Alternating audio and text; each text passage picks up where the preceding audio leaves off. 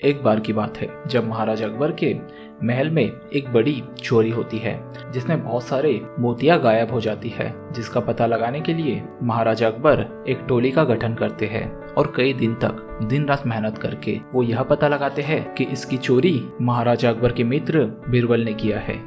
जिसके समर्थन में बहुत लोग आ जाते हैं और सभी यही मानते हैं कि यह चोरी बीरबल ने ही की है। एक समय बाद पूरे महल के लोग इकट्ठा हो जाते हैं और होके सभी यही नारा लगाते हैं कि बीरबल को मृत्यु की सजा देनी चाहिए क्योंकि ये चोरी बीरबल ने किया है। फिर क्या बात महाराजा अकबर के हाथ से चली जाती है और एक समय के बाद यह तय किया जाता है कि बीरबल को फांसी की सजा दी जाएगी, जिसके लिए एक समय और एक दिन निर्धारित किया जाता है।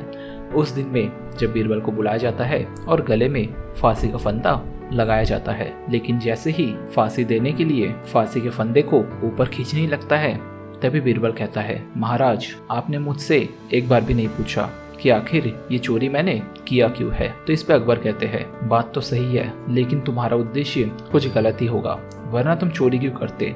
तुम अगर मुझसे मांगते तो मैं तुम्हें मोती ही नहीं मोती के साथ एक महल भी भेंट कर देता, लेकिन तुमने जो हरकत की वो बहुत बुरी की। तो इस पे बीरबल कहता है, महाराज मैंने एक तरीका निकाला है जिससे मोती बनाया जा सकता है, बस यही चीजें मैं देखना चाहता था।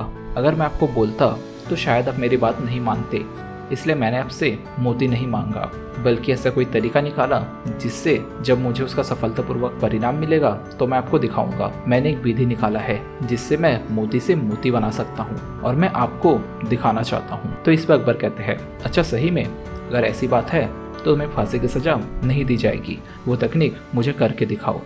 तो इसमें अकबर फांसी के फंदे से उतरता है और उतर के एक महल के समीप जाता है और जाके कहता है, महाराज ये आपके सैनिक का महल है, आप इसमें आग लगा दीजिए। अगले दिन आप देखोगे कि इसके अंदर से जितना मोती मैंने चुराया है उससे दुगना मोती निकलेगा। पहले तो अकबर को बीरबल की बात पे भरोसा नहीं होता, लेकिन वो सोचते हैं कि बीरबल ने कभी मुझसे झूठ नहीं कहा, अगर वो कह रहे हैं तो इनकी बात में सच्चाई होगी, और वो महल वो जला देते हैं। अगले ही दिन सुबह सुबह अकबर ये देखने आते हैं क्या सच में यहाँ से मोती निकली है। तो अकबर देखते हैं कि वहाँ पे ढेर सारे मोती रखे हुए हैं। महल से जितनी मोती चोरी हुई है उससे 100 गुना से भी ज्यादा मोती वहाँ पे है, जो देख के महाराजा बहुत खुश हो जाते हैं और खुश होके अपनी सेना से कह के उन मोतियों को अपने महल लेके जाते हैं।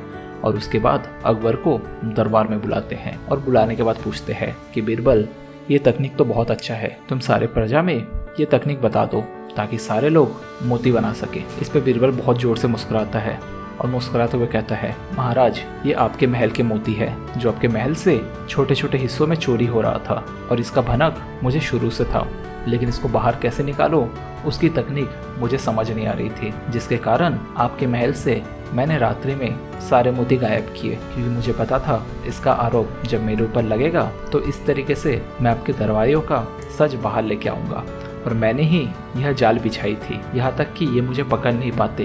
ये इसीलिए पकड़ पाए हैं क्योंकि मैंने अपने कुछ वस्त्र वहाँ पर छोड़ दिए थे। यह सुन के अकबर खुश हो जाते हैं और कहते हैं, मुझे तुम पे शुरू से भरोसा था। तो दोस्तों अगर अकबर बीरबल की ऐसी कहानी आपको पढ़नी है तो आपको बुक मैं डिस्क्रिप्शन में दे दूंगा, वहाँ से आप क्लिक करके अमेज़न से खरीद सकते हो। तो मिलेंगे हम एक नई कहानी में।